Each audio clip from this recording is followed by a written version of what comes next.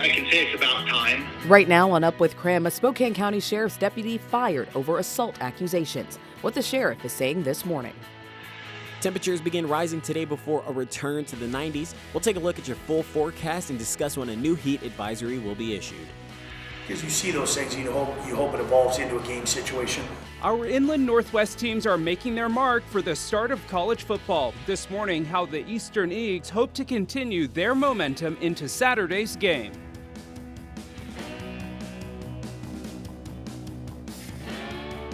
Up with KREM begins now. 6 a.m. on your Wednesday morning. Thanks for joining us here on Up with KREM. I'm Channing Curtis. And I'm Tim Pham. It's good to see you all. Let's get on over to your weather forecast. Brandon T. Jones is in for meteorologist Thomas Patrick, keeping a close eye on the forecast. So Brandon, let us know just how warm it'll get today before the real heat up makes its way into the inland Northwest. Yeah, well, Tim, Channing, we're going to be on the verge of hitting the 90s today. Tomorrow, we're definitely going to be in those 90-degree temps once again, and that'll be the case through the week. And so temperatures are on the rise officially as of today. And also go ahead and expect a lot of sunshine and haze. Not necessarily a lot of clouds, but we will have some haze in the atmosphere, and a heat advisory officially starts Thursday. So we'll have a weather impact alert slated for Friday and Saturday, with temperatures reaching the upper and mid 90s, and possibly Thomas returns tomorrow. We'll see if that actually changes over to being 95 degrees and higher for Thursday. But as for right now, we got a high of 93 tomorrow.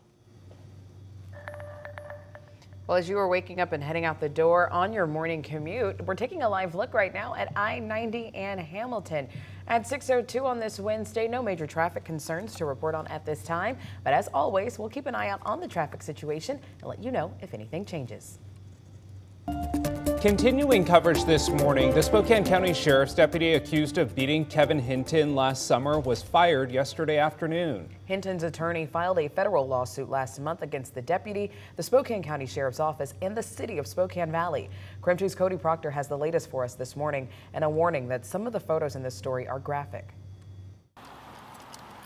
It's a peaceful evening at Spokane Valley's Terrace View Park.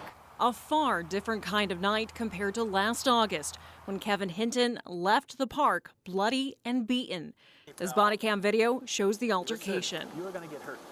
I am? Listen to what I'm telling you. Are you audio video recording this? I already told you that. Get on, hey, get on the ground. You're under arrest. Give me your hands. Okay. Now, more than a year later, Clay Hilton faces assault and false swearing charges. On Tuesday, the Spokane County Sheriff's Office announced the termination of Hilton from the agency. Sheriff John Knowles said he met with Hilton and his lawyer to address the incident after they finalized the internal investigation.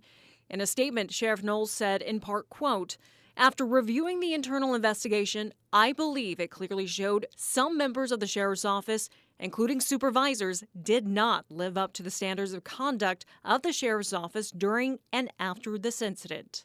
I can say it's about time. Tim notes one of the attorneys representing Hinton. I spoke with him over the phone. I know one of Mr. Hinton's biggest frustrations throughout this entire last 13 months is this guy's still getting paid. While he says his client's injuries healed over the last year, the mental trauma remained. Now, knowing that he's actually been terminated, I think that will help his mental recovery. Sheriff Knowles also stated on Tuesday, quote, "I imposed discipline on those members at a level I believe is appropriate, including the significant step of terminating Mr. Hilton's employment. Additionally, I have made changes to policy, ensuring we appropriately document and review all uses of force."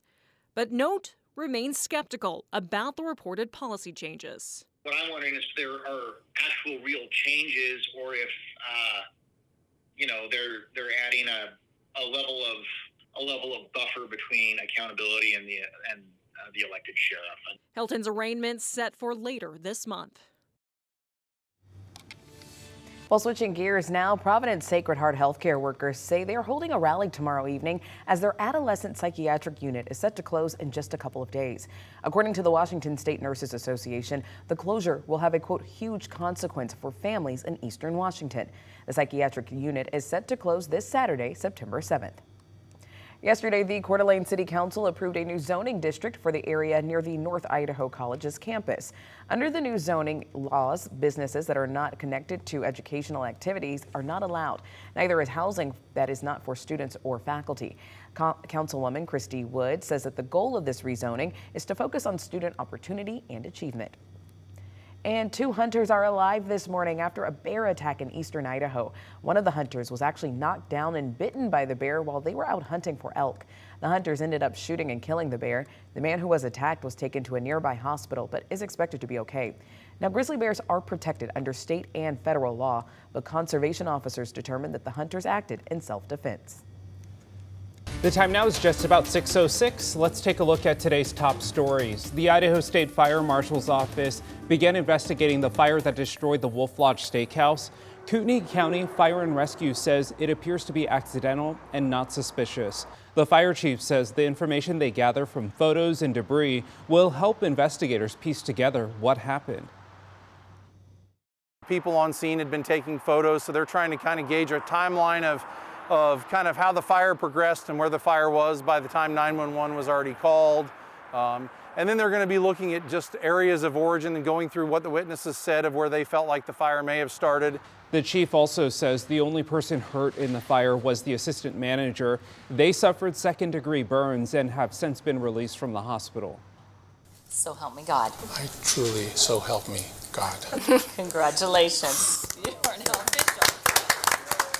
The Coeur d'Alene City Council swore in longtime council member Woody McEvers at last night's meeting. He's taking over for Jim Hammond's term. Hammond announced his retirement in July. That's a look at this morning's top stories. Alrighty, the time now is about 6:07. Taking a look at some of the surrounding temperatures here in the inland northwest as a little bit more light starts to come out with the sun rising. 59 in Spokane, 53 over there in Coeur d'Alene, and 50 up in Sandpoint. So today we're going to be getting a little bit hotter today, and right now, of course, it's only about 59 degrees, but we're expecting temperatures in the high 80s. So go ahead and be prepared for that. Start drinking some water as of right now. And coming up in our full forecast, I'm going to be talking about when a heat advisory will be going into place. The request would be that the defendant engage in no installation of any devices which produce carbon monoxide. In the next 6 minutes here on Up with KREM, a second contractor has been criminally charged in the carbon monoxide death of a student at Evergreen State College.